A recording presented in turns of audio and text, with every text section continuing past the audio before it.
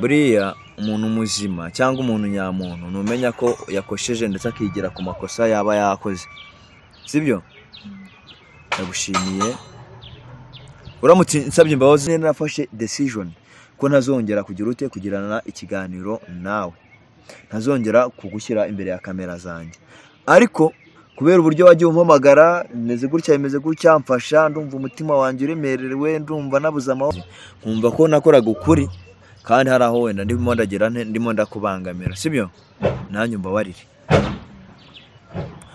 Nk'abantu mwe, uyu muvandimwe ndumva byagenze bite, niyo mpamvu nafashe decision nkavuga ngo reka nkongere nguhereze umwanya, wenda wasanga ugiye kwisubiraho.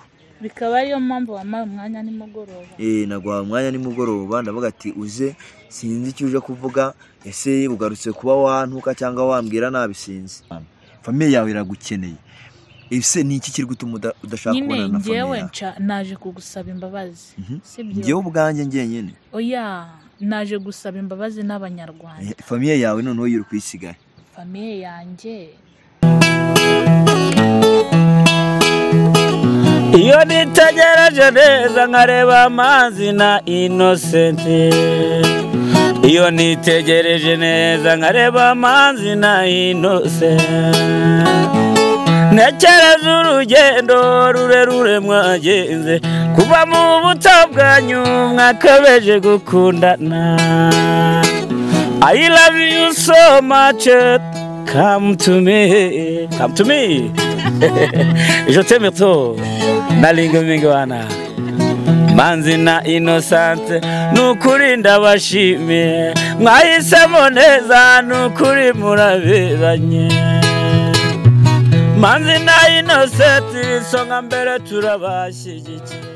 Yesu, reka nongera ngo ikaze dukurikiranye kuri Manzi na TV, muri kumwe na Nyashya Rwanda urwanya rwakazamura igisho nyarwanda bagasika motorization nibwo wasamatara gake kajya gasama muri cyo kuri Manzi na TV, wirebere byinshi bitandukanye tuba twabategura umwaka, dufite akazi kenshi kandi tugomba gukora mu gihe gito. Ndagusaba gukora subscribe nimba utari wayikora, ndetse nawe wayikoza na kwinginga ngusaba cyane kusharinga ibiganiro byacu kugira ngo bigere kure cyane hashoboka, nanagusaba cyane kujya twandikira muri comment kugira ngo turebe icyakunyuze n'itakunyuze, kugira ngo turebe ibyo twakongera cyangwa se n'ibyo twagabanya. Uyu munsi wa none murabona Shallon imbere yanyu, mu byukuri ngiye numvaga ntazongera no kuganira nawe. Ubushize mwaramubonye namukuye mu kabari yasinze yaboze, ndagenda mujyana iwabo, namwohereza iwabo mujyana kwa mukuru we, nimba yarahageze simbizi. Uyu munsi rero kuva icyo gihe yakomeje kumpamagara cyane, ngakeneye ko tuganira, ngo hari ibyo ashaka kumbwira, ngo hari ibyo ashaka kubwira abantu, nkibaza ni ibiki. Reka tubane twumve ibyo Shallon adufitiye, reka tubane twumve icyo Shallon adufitiye uyu munsi, ndetse n'inkuru atuzaniye. Shallon, nguhaye ikaze. Urakoze cyane. Umeze neza? Meze neza. Ko witonze cyane? Witonze cyane. Witonze. Kuki witonze uyu munsi kandi ibintu byawe byabaga ari induru, yabaga ari imiguruko, zabaga ari ingumi? Ibintu rega birahinduka. Ibintu birahinduka cyane. Bikaba ari byo biri gutuma se witonze gutya, wabaye akana keza wakubona. Yavuga ati uyu n'umwana mwiza, na kamarayika rwose, anapfuye umunsi yajya mu ijoro. Ubwo niko bifata. Uko wanyiyeretse ngiye niko ngufata. Mu byukuri ngiye nafashe decision ko ntazongera kugira ute kugirana ikiganiro nawe, ntazongera kugushyira imbere ya kamera zanjye.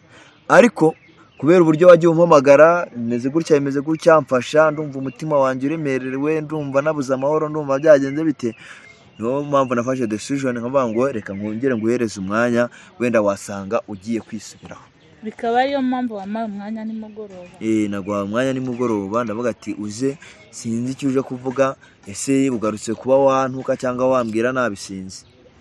Oya, egamuka ntabwo nje kukubwira nabi, ahubwo ikintu kinzanye nje gusaba imbabazi. Nguje gusaba iki? Imbabazi. Ariko uri gukina urwenya. Mw'abantu mwe namwe mu nyumvire ngo ikizanye Shallon ahangaje gusaba imbabazi, ese kuko arazikwiye?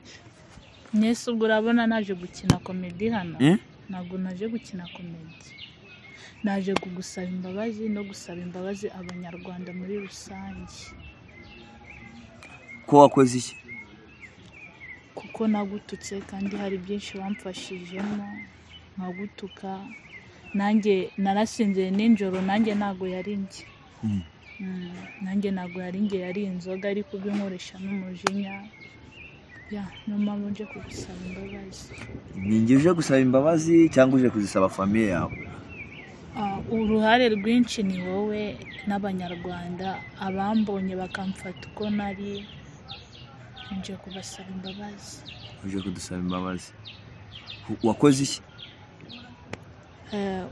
Ibiganiro byinshi twakoranye njye naguhamagaye kenshi ngo duhure noneho nyuma numva ngo nasaze ntabwo nari nzi ko nasaze.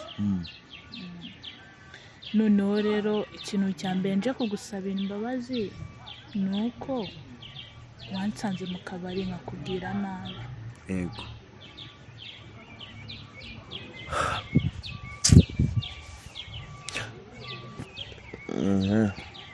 Ndagushimiye cyakoze.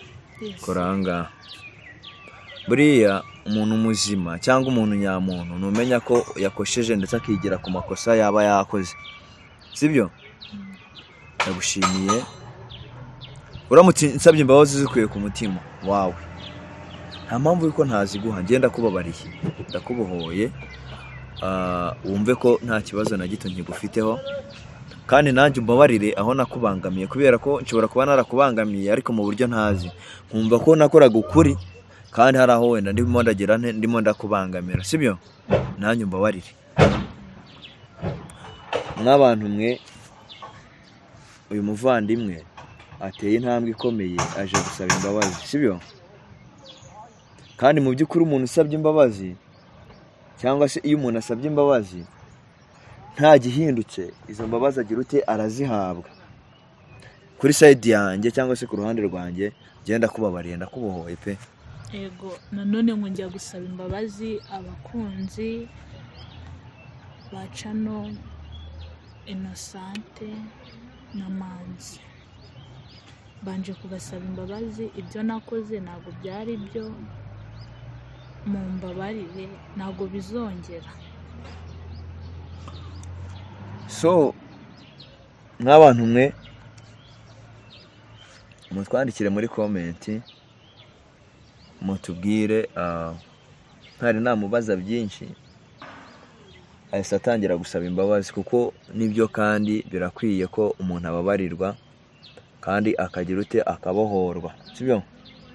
Njyewe imbabazi ndaziguhaye kandi ndizera neza ko n'abakunzi bacu atari abana babi ku buryo babura kuguha imbabazi. Ariko nabwo umuntu yakibaza se wowe bwawe wafashe mwanzuro ki wo kuza gusaba imbabazi? Ese niki cyaguteye kuza gusaba imbabazi?